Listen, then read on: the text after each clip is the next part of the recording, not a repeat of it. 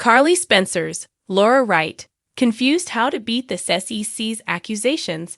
Ava Jerome, Maura West, confronts Nina Reeves, Cynthia Watros, Olivia Quartermaines, Lisa Locicero, convinced, and Nina's conscience convicts her.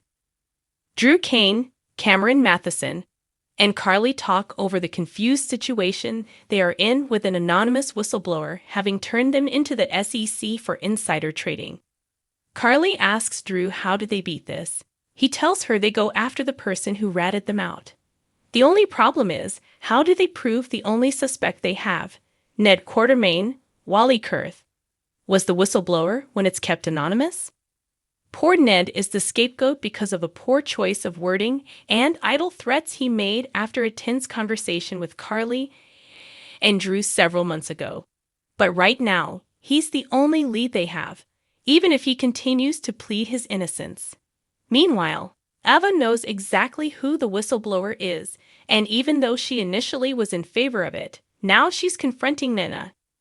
Nina didn't think things through regarding timing of these accusations. She made the call only wanting to get revenge on Carly, and Drew with her since Drew is important to Carly. But there are other consequences. Ava warns Nina if Sonny Corinthos, Maurice Bernard, finds out Nina called the SEC, it's over for Nina and Sonny. At the Metro Court, Olivia remains convinced that Ned is the whistleblower, asking if he didn't do it, who did, likely talking to Carly.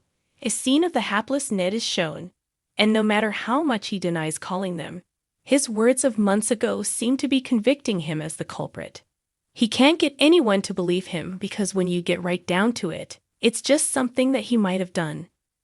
Ned and Drew were in conflict during that failed merger attempt because Drew and Michael Corinthos, Chad Duell, wouldn't let him pull all the strings in the new merged company. Ned would take nothing less than CEO in the new company and threw in with Valentin Cassadine, James Patrick Stewart, who would lose his ELQ position as well. In the meantime, Nina is suffering some conviction of conscience, Ava's warning haunting her. She talks to Sonny in her Crimson magazine office and says she needs to tell him something. But she'll be thrown by his words and his proposal of marriage when he insists he doesn't care what she did.